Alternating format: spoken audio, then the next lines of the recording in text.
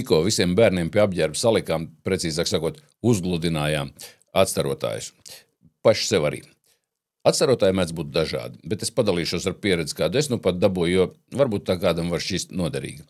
Tātad tumšā gada laika aktualitāte atstarotāji šodien kanālā Rezumē LV.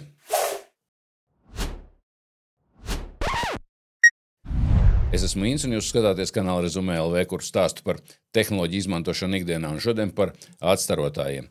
Tumšajā sezonā ļoti svarīgi ir, lai uz ceļiem mūsu tumsā varētu labi pamanīt. Daudzos apģērbos un apavos, ir īpaši bērniem, atstarotāji jau ir iestrādāti, taču, diemžēl, ne visos, un pastāvīgi dzirdam, ka kāds atkal cietis satiksmes negadījumā jau nav bijis redzams.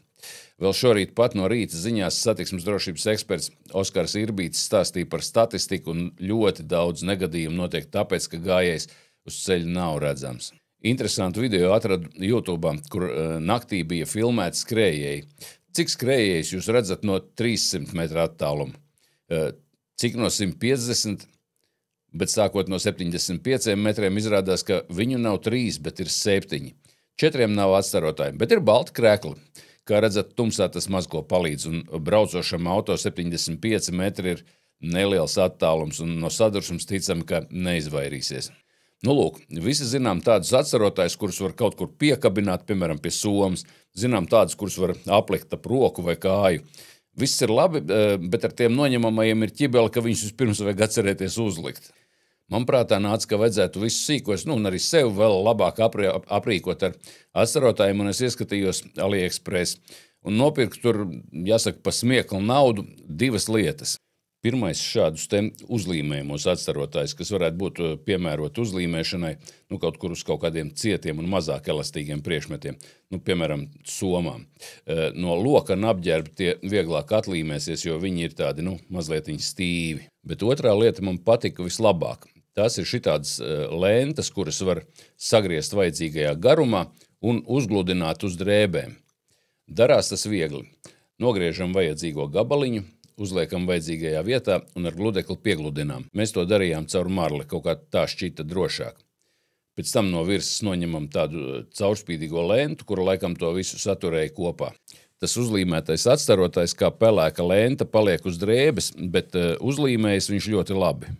Un jā, man no sākuma likās, ka tai lentai kaut kā, droši vien ir jānoņem no aizmuguras kaut kāda plēvīte, un tad viņa uzlīmēsies, bet nē, viņai ir jāliek virsū tieši tā, kā viņa tiek nopirkta, jāuzgludina, un tā plēvīte jānoņem no virspuses nost.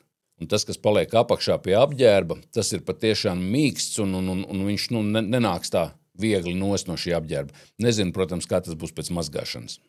Es tepat aprakstā pielikšu saites uz AliExpress tieši uz šīm precēm, kuras nopirku pats. Vēl varu parādīt vienu paņēmienu, kuru pagājušā gadā izmantoja man sieva. Viņa tepat auduma veikalā Latvijā nopirka tādu dekoratīvu atstarojošo lentu, bet tā bija uz auduma bāzes un bija jāpiešuj. Protams, vairāk darba, bet skats dišsiltīgāks. Bet tās AliExpress lentes patiešām nav dārgas. Pārdodas 2 vai 5 centimetru platumos, 5-metrīgos rullīšos, kas ir ļoti pietiekami.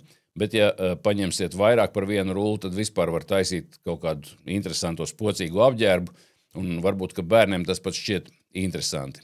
Neko jau pārdabisku šoreiz neizstāstīju, bet kā vienmēr padalījos ar savu pieredzi, kura man šķita šoreiz diezgan pozitīva. Ja šis noderēja, priecāšos. Es esmu Inns, un jūs skatāties kanāla Rezumē LV, kurā stāstu par tehnoloģiju izmantošanu ikdienā, bet šoreiz man tas viss. Apskatiet arī citus šī kanāla video, un varbūt atradīsiet ko noderīgu. Manuprāt, visērtāk YouTube platformā, bet cenšos to pašu publicēt arī Facebookā. Ko, šoreiz tā.